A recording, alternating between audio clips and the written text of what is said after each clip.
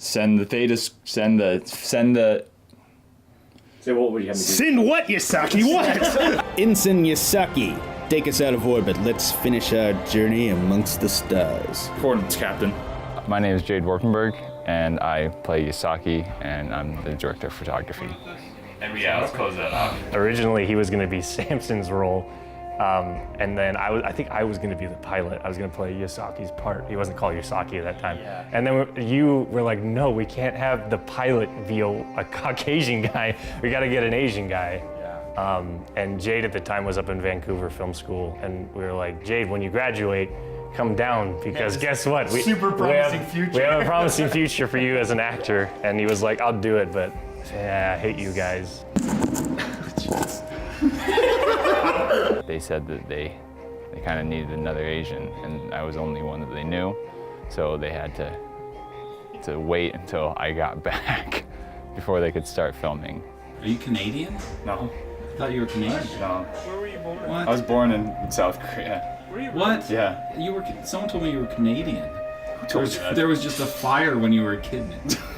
Jade as Yasaki, like Yasaki is a character, someone that's outside of everybody else. He's able to step out and look in and see all the ridiculousness.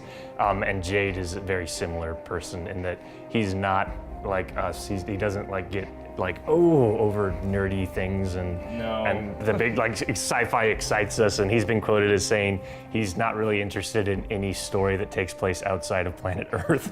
I think we just blend really well, and we've kind of gotten to know each other's styles over these past couple of years, and so I think now that we're moving away from what we originally did, which was primarily shoot on green screen, and we're functioning more as a legitimate crew. Action. Our talents are really coming to fruition, I guess is the best way to say it, and we're producing, higher quality work, and that's good to see. That's good to see that what we originally planned on doing is finally becoming a reality. No, Yasaki, wait! And he does a damn fine job as a DP, I think. And if you watch the new Origin episodes, Jade as a DP really gets to stretch his legs, and you get to see why he works as a DP professionally. And it's just really interesting to see what he can do when he's not, locked down in front of a green screen and actually has freedom to move about. This is all your fault, Jade. It's the fact that you are so talented that the fans now demand your presence in everything we do. Whereas before he was kind of shackled, but like a shackled genius. He'd have like nothing to work with, and his hands are tied, but he'd make it work. Yeah. And now we took. Now his shackles are a little wider. We added a few links to So that now, chain, so he can now he can kind of move things a little more. It's interesting to see what he can do with it. And why the fuck do I have a sword? I wanted a goddamn gun. Why do we even have a Japanese katana on board? We're shooting my origin story. I've retired from flying pieces of shit like the Can I say pieces of shit? Okay, I'm done flying. I'm done being a pilot. I just want to enjoy my solace and, live out in the countryside. And then Captain Trigger manages to find me and try and recruit me. The Origin episode just shows like why Yasaki would be stuck with a guy like Trigger. Give hints as to their relationship and where that comes from. Which has always been fun to watch Trigger and Yasaki's relationship, and I think that butting heads and their odd sexual tension really adds. One-sided sexual tension really adds to. It really made season 1 what it was, and is really going to be fun to see where that goes in season 2. Do you set up all your shots without your shirt on, Jade? I try to, because I feel like I want to be as least reflective as possible. We're finally filming on location, and we're not really relying on green screen anymore. So that's a huge relief to me, because it doesn't really require a sort of a trained eye to shoot green screen. It's just, you throw stuff up there and then you go to it and fix it in post. This is the doll in the Yasaki Origins episode, and it's a reminder of his past. One survives an explosion, and then in this episode, it survives a second explosion.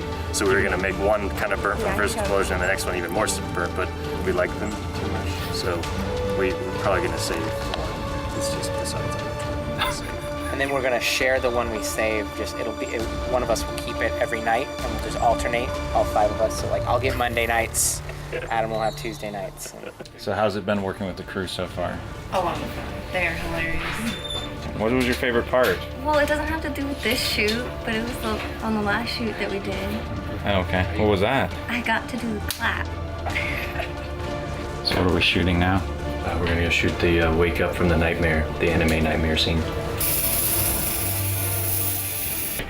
Do you want to scream for me? For real? There it is. Like you're actually gonna do it? We're gonna start over. How do you want me to scream? Like you're waking up from a nightmare. You ready?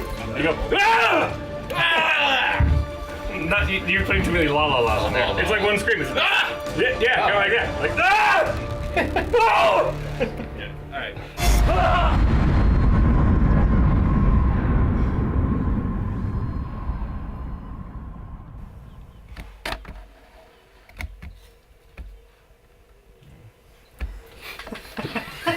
Let's do that. We do tons of pre-production, so much so that on set, it's like, you know, we don't really have to talk that much just because we know what each other's gonna do. So that makes things a lot smoother when it comes to shooting, and it's nice to have that freedom as well. That's been the best thing about these origin stories is that it's kind of our training wheels for season 2. If you want to watch the origin stories, go to transolargalactica.com and join the Legion.